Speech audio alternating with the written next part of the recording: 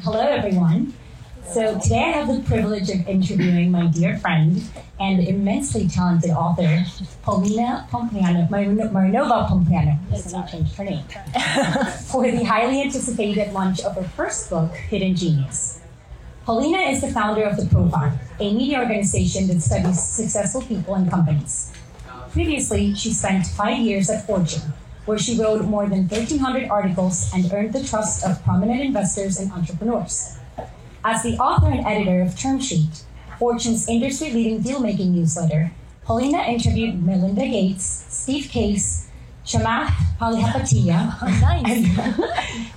probably practice that, and Steven Schwarzman, among others. Beyond her remarkable talent, what truly sets Paulina apart is her consistency and genuine love for her craft. Her dedication to her readers and her commitment to delivering powerful stories is an inspiration to us all.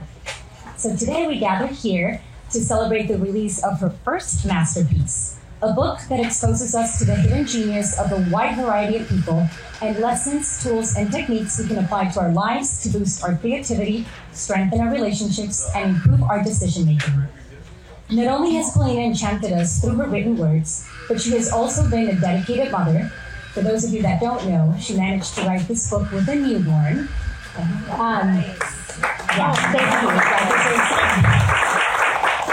She's a lovely daughter, her father's somewhere here, a supportive wife, and dear friend to many of us here. So without further ado, please join me in giving a round of applause to Paulina.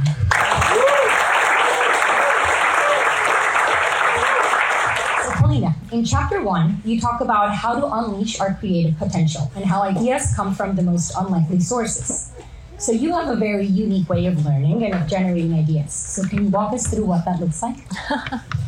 So in chapter 1, I talk about the fact that, oh my gosh, there's so many phones right now. In chapter 1, I talk about how creativity, a lot of times people try to say that it's a talent or a gift or something given from like the muses, but actually creativity is a skill. And I talk about Grant Achatz, who's this revolutionary chef, and the way that he generates ideas is really interesting in that he sees the world through a kaleidoscope of food. So everywhere he goes, he kind of sees the world through a lens of how can I incorporate these elements into the dining experience? And he's like, if I'm listening to a song, I'll pay attention to the tempo and like the peaks, the valleys, and like I want the dining experience to mirror that. So he takes that element and includes it in the dining experience. When I learn, I'm very similar in that I look at it through the lens of humans. And that's why when you read the book, you'll be like, man, like these people don't necessarily fit together in this chapter, yet somehow she tied them together. And that's because like my mind works like I'll meet two totally different people and be like, actually they're very similar because of this one thing that they think or this framework or skill or whatever. So I think like you can get inspiration everywhere if you're actively looking for it. It doesn't just like come to you as you wait for your muse. Mm-hmm. So as part of that, you're constantly studying the most successful people in the world, which you've written about some that are very successful and some that are kind of unknown. But how do you make sure that you don't fall in the trap of idolizing them? Yeah, so I talk a lot about the difference between idolizing someone and learning from someone. Mm-hmm. Idolizing to me means that you are worshiping perfect versions of imperfect people. Mm-hmm. So there are no perfect people. I talk about the example of like, Bill and Melinda Gates. Everybody was like relationship goals, and then it was like, oh God. Mm-hmm. Or Jeff Bezos and how amazing he is, and then it was like below the belt selfies, and you're like, oh no. So it's like I never fall into the trap of people are like, hero worship or survivorship bias is my favorite one. Like, oh, you study successful people, survivorship bias. And I'm like, name one successful person that's successful in every area of their life. There isn't. Mm-hmm. And so I think that the way that I structure the chapters is like leadership, relationships, creativity. One person that may be successful in one area of their life maybe totally deficient in another. So you can learn from everybody, and it's not just like, let's worship success. It's like, let's learn from this one specific hidden genius this person has in this area, but like what other areas can we improve on? And there's a lot you can learn from your imperfections too. What is an example of personifying pain, and why is this helpful? And while you talk about that, if you could also talk about the difference between listening to yourself and talking to yourself.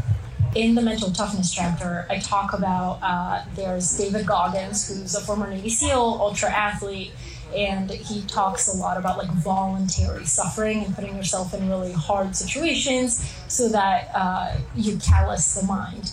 And he talks about how you go into a dark room. In his case, it was his bathroom. It's like you go into this dark room, you face yourself in the mirror, and you tell yourself the truth. So it's like, you're fat, you're lazy, you lie all the time.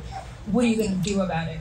And it's that, what are you going to do about it, where he enacts change. He posts little Post-it notes all over the mirror, and he's like, I'm going to run 2 miles, or I'm going to go a day without lying for validation, whatever. So that's his dark room.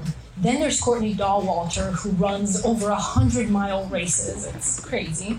And she's run through like a bleeding head injury and severe pain. And people are like, how do you do it? Like, how do you get through that? How do you get through that without, just like stopping or dying? And she's like, I always think about it as like, I'm approaching the pain cave. And it's a place, she says, I'm excited to enter. It's not a place I'm scared to approach. And the whole idea is that if you think about pain as a place, you're equally in charge when you enter it and when you leave. So she's like, I know I'm going to get in there. It's going to be awful, but I'm eventually going to leave. And then third, I talk about Anthony Ray Hinton. If you haven't read his memoir, it's called The Sun Does Shine. It's amazing. But he like David and Courtney, that's voluntary suffering. Like, what do you do when like you have involuntary suffering? I was very interested in that. And Anthony Ray Hinton was on death row for 30 years for a crime he did not commit. And he was wrongfully imprisoned. He was black in Alabama. And he was on death row. He watched 54 men walk past his cell to get executed. And so it's like, how does somebody like that stay sane, and how do they keep their brain intact? And he spent a lot of time in solitary confinement. So he's like, he thinks of that room, that cell, as a place where he's like, they can take everything from me, but like my mind. So he would visualize like having tea with the Queen or winning Wimbledon and things like that. And then so the way I think about it is like, if you envision pain as a place, you're kind of in control. And David Goggins says it's if you go in that dark room and you face yourself, and if you don't break, you'll transform. So it becomes this like place of metamorphosis. And do you want me to answer the other question really fast? Yes, I have a follow-up, so yes. Okay. And the listening to yourself versus talking to yourself comes from, a lot of people do this. I didn't know football players do this, but Amelia Boone, who's another extreme athlete, she talks about how like when her foot starts hurting, instead of listening to herself being like, oh my God, my foot really hurts, I can't go on, which is what I did when I ran a marathon, she's like, she would talk to herself. So she would take control of that narrator. And she would say, okay, foot, you hurt right now. Again, personifying the foot as something outside, like a little bit, putting a little distance between her and the thing. And she's like, okay, foot, you really hurt right now, whatever. And she gives herself a pep talk, but it's like an active act instead of just listening to whatever your internal narrator says. And then go. Yeah. So, who are you right now? Beyonce. So the alter ego, I actually didn't realize was a thing. There's like a book. Somebody wrote a book about alter egos. I didn't know this. I just like went into it blind. But when I wrote the chapter, alter ego, I like that name, but I also like the name like aspirational self better, because it's like, what version? I actually think you said this in the acknowledgments in your book, where you said like, you want to be the person that your husband already thinks you are. Yeah. Did I get that? Yeah. So it's like basically like you have an idealized version of who you want to be. For me, I really hated public speaking. I thought it was really, really bad. And I would like shake. I was shy. But as a journalist, like you have to interview people on stage and people expect you to know your stuff and not be nervous and awkward. So I literally had to be like, okay, well, this is me in real life. And then when I get up there, like I have this presence and I'm confident. I said that to myself enough times that like in practice, eventually I like almost became this person. And then over time, your identities start to merge and you no longer have to use the psychological crutch of I am this separate person from who I am in real life. Eventually you have enough confidence. You're like, I am this person. But people use this. You'll notice David Goggins talks about himself in the third person to put distance. Beyonce used to be really shy and introverted. She created Sasha Fierce, which was her onstage alter ego. Kobe Bryant, when he was at his lowest in his career, people used to boo him on the court. They'd be like, boo, Kobe, like go home. So he was like, I'm the Black Mamba. So like, I don't know who Kobe is. He would enter a different state to where like that didn't affect his performance because he was envisioning somebody else. In chapter 4, you share techniques to tell better stories, which is one of your skills.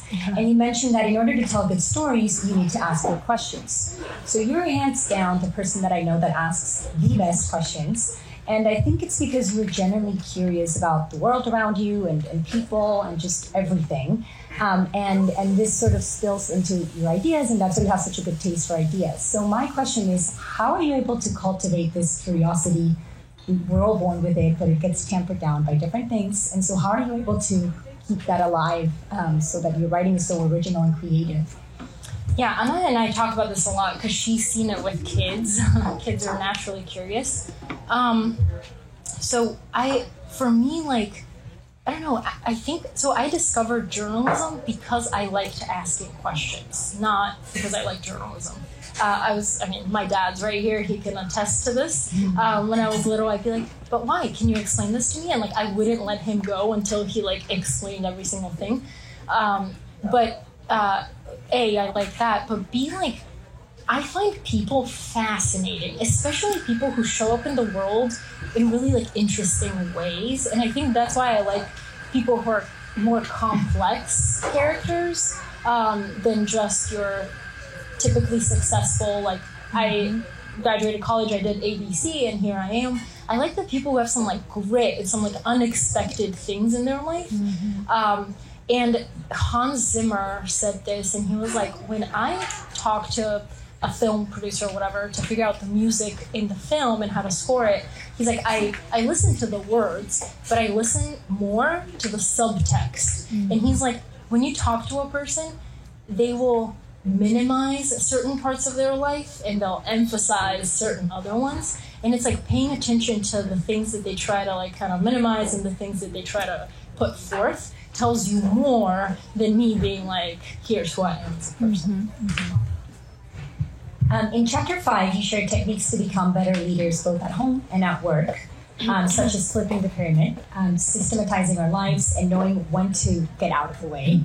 So flipping the pyramid was very effective for me as a teacher. Remember, we talked about this as well. And I really like the examples that you used, that Esther Wojcicki uses with her kids and that you use with your kids. So if you could give us an example of what that looks like for you at home. And then, well, I'll ask a follow-up question afterwards.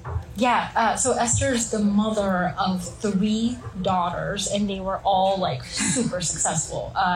There was the YouTube CEO, the 23andMe CEO, and then I forget what the other one did. Professor anthropology, very yes, at UCLA. They were all incredibly successful people. And so she was actually a professor of journalism, or a teacher of journalism.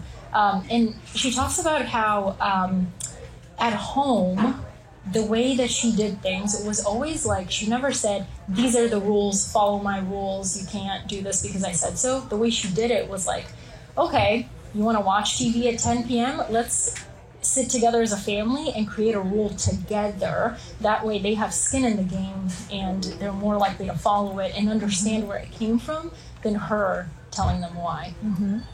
And you talk about how this works very well at in corporations as well. And you also talk about system-based thinking. So I'm very curious about what that looks for you, and sort of how do you systematize your life to accomplish all the things that you do with your child, no help, and I've always been very curious. Well,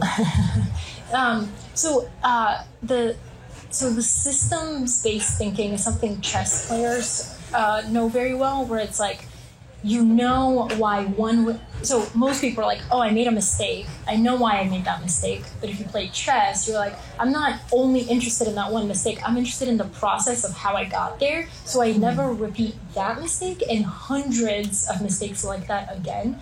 I think James Clear says, like, in an outcome-based mindset, you win once. But in a systems-based mindset, you win multiple times. For me, for example, I learned this when I was training for a marathon. The goal was the marathon. Do it, like, not win it, definitely not win it, just survive and finish it. But after I finished the marathon, I didn't run for a year and a half, probably 2.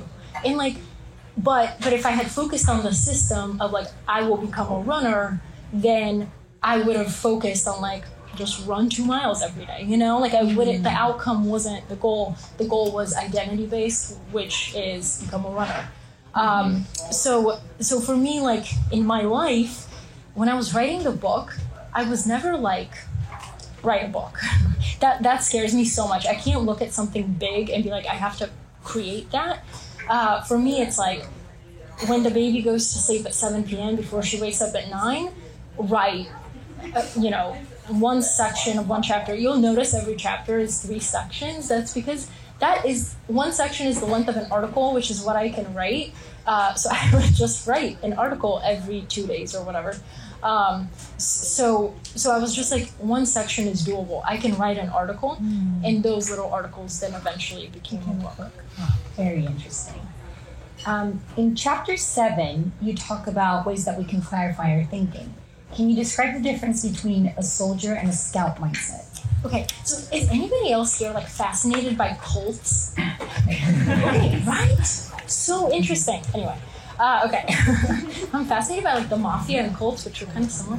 But so in the book, you'll see in clarifying your thinking, you're like, where the hell is she going with this? I like start with interviewing Steve Schwartzman, and then I go into like, and then this woman joined a cult. But I think it's really interesting because basically, again, I'm gonna cite James Clear. He once said, like, the reason it's so hard to get people to change their beliefs is because you're not asking them to change their beliefs, you're asking them to change their tribe. And if you notice, we live in a very tribal society, where it's like, these are my people and I identify with these people, and I will not change. I will not change my beliefs. I will change the interpretation of my beliefs in order to stay in this tribe. Even when the facts change, even when the beliefs become absurd. So in the book I talk about Julia Galef, who talks about like when there's a soldier mentality is you want to defend, you want to protect, but ultimately you want to win. And that's your goal. So when you have a belief and somebody else is challenging it, the point is like, I just want to win. And I will do whatever it takes. I will burn stuff to the ground. I will demolish you. I will burn bridges. A scout mindset is somebody who surveys the terrain, and their goal is to gather information and build an accurate as possible map of the facts or of the terrain. And it's just like a way more objective way to look at the world. I don't know if my thinking was colored by the fact that I graduated from the University of Georgia. There's somebody here there. But I graduated from the University of Georgia, and I was the last person to graduate with a newspapers major, and then it like got turned into like communications or something. But in music, like it was drilled into my mind that my goal was to be objective and the reader was intelligent enough to make their mind up. So to me, like I see myself as a scout, and that's why I don't like hold really strong beliefs about anything. In chapter 8, you talk about how to build an engaged community of like-minded people. So I was interested in what's the difference between solitude and loneliness, and how can we combat it to feel like we belong to this community?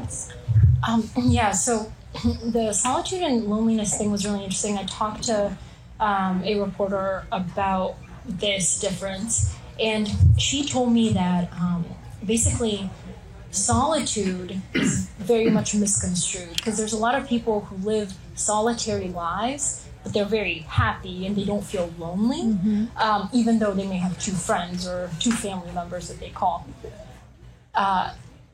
It's the difference between objective isolation and perceived isolation. So objective isolation is, yes, you are alone, but maybe you have 2 really strong ties, but you want to be alone. Loneliness is perceived isolation, which is that you may have many friends, but it's the delta between what you have and how you feel about it. So that's why people say, I feel lonely in a crowded room, because you may have a lot of people around you, but if you perceive those relationships to be weak, then you're lonely. And the way to combat it is put yourself in positions where you're working towards like a bigger goal or something bigger than yourself, because a lot of this comes down to like looking at yourself too much. So if you're working with other people on a larger goal with a larger purpose, then I think that loneliness starts to go away a little bit. In chapter 9, you talk about how we can upgrade our content diets and elevate the information that we're consuming. So for those of you that don't know, she's also known as the content diet queen. I think I was just crowned that. Although you did get me hooked in The Bachelor, but whatever. Why is this important, and what does this look like for you? Yeah, so, okay. So like I talked about in the beginning, when you look at the world through a specific lens, you start looking at the world through that lens for everything. When I was like 23, I was obsessed with The Bachelor and The Bachelorette and like all of them. And I would get really invested in the people, which surprise, like, and then I'd follow up with them years later. But I started looking at the world through a lens of relationships. So it became like, ooh, is Anna mad at me? She didn't text me like for a day or whatever. Is this person mad at me? Or like, everything was about me and about like my relationship to other people instead of filling my brain with something actually interesting. So then this idea of like a content diet is like, we think about what we eat and how we divide that up in like a pie chart. Why can't we think about that with our content diet? And it's like, maybe the majority of the stuff is really interesting. And it's like, what do I listen to? What do I watch? Who do I hang out with? Because those conversations turn into thoughts, which then turn into beliefs. So knowing like, yes, The Bachelor is okay in small doses, but maybe it shouldn't make up the bulk of your content diet.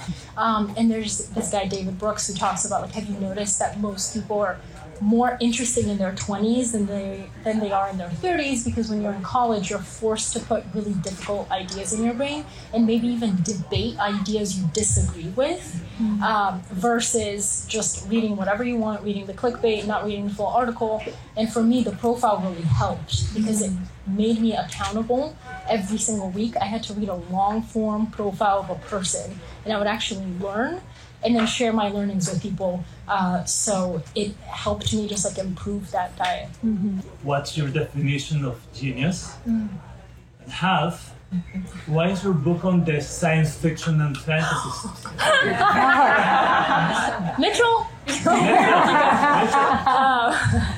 So the first question is that in the conclusion of the book, so I wrote a book that like I myself would find practical, because I find that a lot of these books are like, they're very nice and the stories are very interesting, but they don't go the extra step of being like, how can I actually use this? In the conclusion, there are 10 questions, very direct, where it's like, you can do this today.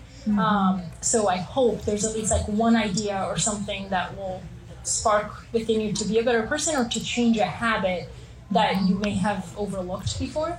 And then the second question was, how do I define what the word genius? genius means. Yes. So when we were talking about Hidden Genius, about the title with the publisher, they actually were like very against it because they were like, genius elicits this idea of like Einstein and this like polymath type person. The way I define it is literally like your X factor, or like that differentiator that makes you exceptional and you different from me, and I can learn something from you. But I think most people haven't discovered that in them yet. But I genuinely believe like everybody has it. And then in a half, just don't look. How can one create an ecosystem where people can tap into the hidden genius? The genesis of this question for me is, you have communities that are marginalized and historically have been underestimated, right? And their genius has not been brought out because some assume it doesn't exist in the first place. How does one tap into those communities and create an ecosystem where the community is changed because of them tapping into their fullest potential? Yeah, I think that genius is contagious. And I think, like, for example, personal example, I weirdly like love being underestimated. I think that's like my superpower, because when I worked at Fortune, so again, Fortune magazine like broke the Enron story. Like, this is like, years of history. When I would walk into a room at 24 years old to interview like a public company CEO, they would not take me seriously because I wasn't what they were expecting when they thought of Fortune magazine. And I was hyper aware of that. But I always knew that if I knew myself. So I was like, if I over prepare and I do my homework and I come in prepared, then I know they're gonna over explain things to me and say things that maybe they shouldn't. And I got a lot of scoops that way only because I came in, they said something, they thought I didn't get it, and then they like over explained, and I was like, ha ha ha. Evil laugh, no. But I really do think, like, I'm an immigrant, I'm from Bulgaria. There's plenty of people who were incredibly successful in Bulgaria. My dad was a chemical engineer in Bulgaria. We came here. You gotta start from the very bottom.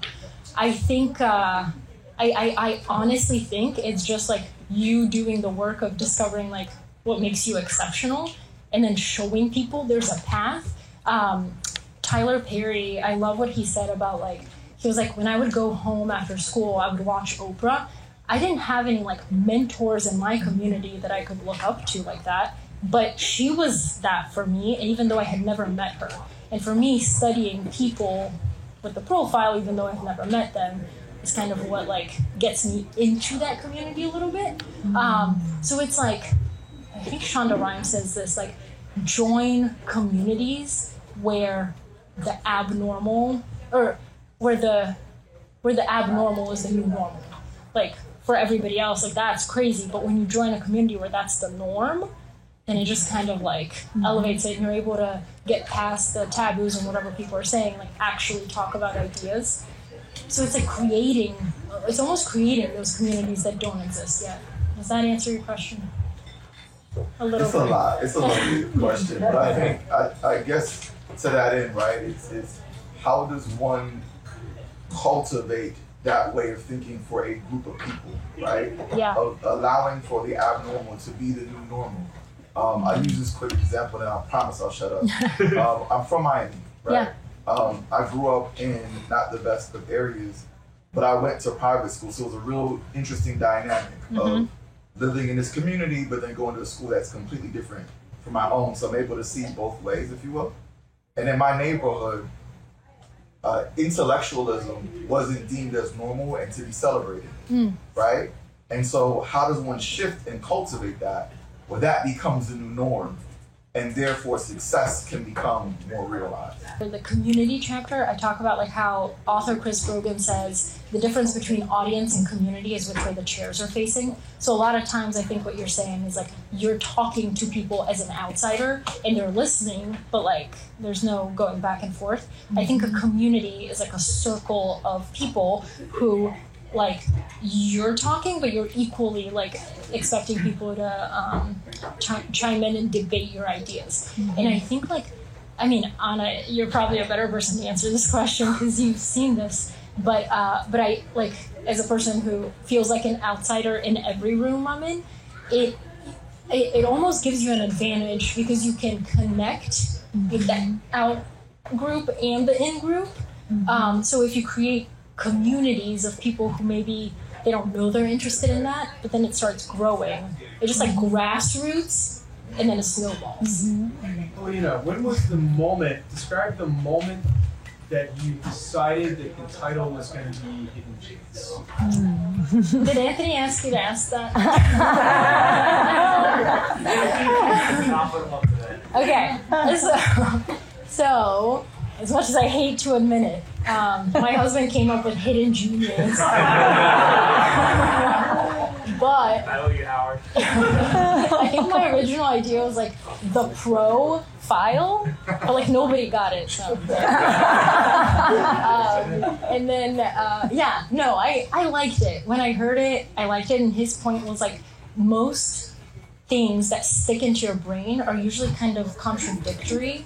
What were the examples? There were some examples, but like hidden genius. Like obviously genius should be obvious, but like this is hidden. So two things that don't sound like they go together are usually very sticky.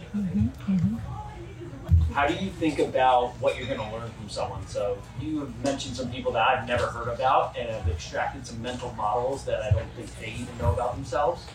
So how do you, like, when you look at someone, they obviously try to minimize their downfalls, maximize their accomplishments and everything. How do you look at someone and say, like, this is what you can learn from that person, and then obviously display it? Yeah, so I usually start with an idea that I want to learn about, and then I identify the person. It's not the other way around, because usually I don't know that this person even exists. So when I was, for example, when I was writing the book, I was very interested in like writing better. What are prolific authors I started with? And then I found Danielle Steele and I was like, oh my God, my mom reads her books, like she must be amazing. And then I realized as I dug into her life, she's had a crazy life. It's pretty wild. She married anyway. But what I learned from her was more of like what I didn't want. So usually I'm able to like extract, even if it's people that are totally opposite from me, like David Goggins, I'm able to take small pieces and like, oh, that's really interesting. With Danielle Steele, it was really hard because she's prolific, but she's prolific because she's trying to escape her reality. And she had a son that passed away, and since that day, she was like, I am just going to write all the time and put myself in these like fiction worlds. And I thought that was really interesting, but she talks about like working 20 hours a day or 23 hours a day or whatever. And it's like, to me, that's not a sustainable lifeline. That's not how I want to live. But it's also very interesting to be like, oh, that's not what I want. What could you say are one or two things that you see consistently repeating in the lives of those successful people, right? This is something that Goggins, right? Super strong. Some other people like Jocko Willink come to mind. Different patterns that you're like, there's one or two things repeat across all of them. So one is all of them are willing to bet on themselves at some point in their life. It could be when they're 10, it could be when they're 85. But at some point, they're like, I'm going to bet on myself and the skills that I've acquired. I'm not going to rely on anybody else's success. That's really hard to do, shockingly, because we all rely on institutions to give us like our self-worth. And Oprah actually said, like, don't tie your identity to something that you could lose in the blink of a board meeting. Because, a lot of CEOs, like, you can lose that. And that's why a lot of, like, public company CEOs, like Fortune 500 CEOs, have some sort of, like, mental breakdown after they're no longer CEO. But if you find it's if you find that you've identified a certain way for too long, and then it's like, how can I bet on myself? It could be something small in a small way. I think that's one thing. And then the second thing is like the most interesting and like exceptional people know, even if they haven't done it, know that they can reinvent themselves. I think most people are like, I'm scared to do something because I'll fail and I'll just like lay on the floor. But most people don't understand that like you will get up, but it's like, what do you do after you get up? I thought Martha Stewart was fascinating in this regard. She went to prison for insider trading after being like, you know, everywhere. Yeah.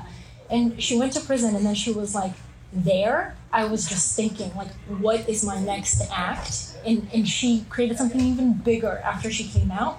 But she reinvented herself in so many ways that, like, she's relevant to my grandmother's generation, to my mother's generation, and to my generation with Snoop Dogg. But it's really hard to do.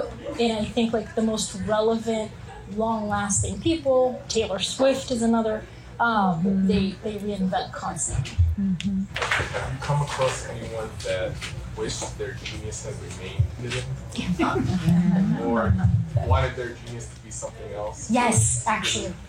Yes. Keanu Reeves. Yeah, John likes this story. Do you guys know his story? I mean, it's pretty wild. He's an incredible actor, but he's had a really, really tragic life. And his dad left him when he was like 2. Then he had his sister passed away from cancer. Then like he had this longtime girlfriend, and the baby was born stillborn. And then the girlfriend passed away a year and a half later in a car accident. And it's just like he's hit with like tragedy after tragedy. And I found him absolutely fascinating because I knew nothing about him, but he's just one of these people that seems to be a genuinely good human, and he'll do things like he'll sit with someone like homeless or whatever, just on the ground, like talking to them and hanging out like a fellow human, and then he'll donate to certain charities and go a really long way to make sure he is not identified. But then of course people find out, and then they ask him about it. And in interviews, you'll see whenever he has to promote a movie, he's like forced to talk to a reporter. Otherwise, he doesn't. And they are like, so, did you do that because, like, did you try to be private because you knew that we would find out that it wouldn't be private? And he's like, no, I just, like, that's what I do. And I think he is, my dad says this a lot, he is somebody famous who didn't set out to be famous. He did the thing that he loved, and it happened to work out that way. But he's so interesting. Mm-hmm. So I have a question about the alter ego thing. So like, how do you like create an alter ego, and can you like make multiple for like different aspects of your life, like academically and like athletically? That's a really good question. Yes. So what I did was, because at first you don't know how to act, right? Like when I was on stage, this is really funny. When I was at Fortune, I was like, I'm a writer, I only write. But my coworker was out, and he was like, Paulina, you're the only person there today. You need to interview this guy on camera. And I'm like, oh God. And so you can literally look this video up online, you will see. But I had to interview the real guy behind Catch Me If You Can, you know, the Leonardo DiCaprio movie, the real guy, Frank Abagnale. And so he was in office, and I was like, oh no, this is a big deal. What am I going to ask? I was good with the questions. What I wasn't good with was the video. And I interviewed him on camera. My voice was shaking. I was shaking. I looked terrified. And the video producer was like, listen, I'm going to send you this video, the raw video, so you can just like watch it on your own time and you see yourself. And I saw myself, like my hand gestures were all crazy. I was like, what am I doing? So then what I did was like, I need to learn how the best in the world do this. So I started watching videos of Oprah, and I would binge on videos of Oprah until the point where I'm like, I was paying attention to how she was sitting, to where she was looking, all this stuff, like the minutia. And whether you like it or not, like you will absorb it just from the visual aspect of it. So I, like, if there is somebody you admire, let's say in athletics or and somebody who's like a great public speaker, watch a lot of video of them doing that thing, and then you'll slowly start to absorb it and think about it at your next like endeavor when you have to do it. Is there anyone in the book that may not be as known or a little bit more underrated that you thought that you think people should be more aware of or you're impressed by? Yes. So I got this name from actually Joe, who just asked the question. But I was like, is that a sound? But he told me about him, and I was like, what? So I know, again, nothing about sports, but MMA, this guy, Francis Ngannou, who knows of him? Oh, jeez, okay, this is the wrong room. Okay, but he has a pretty incredible story in that he, walked through the Sahara Desert, crossed Morocco to Spain, ultimately became an MMA champion, and, in a sport that he didn't know existed 9 years prior. He wanted to be a boxer. So he's fascinating. And when I told him, this is a really interesting thought about luck that I took away.